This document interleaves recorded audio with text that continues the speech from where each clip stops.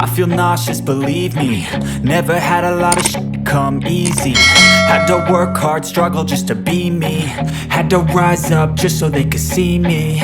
Did what I had to do just to feed me. And what was left over I put towards my dreaming.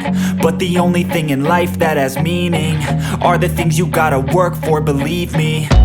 Take into your hands a plan. Your own hands can land your own brand. And damn, I feel like no one takes accountability. They want the credibility, convincingly unwilling to put in the hours it takes to get some power. Don't be f***ing sour, take a cold shower. Scream until you're louder, work until you're prouder. And f*** all the doubters, they're just your downers.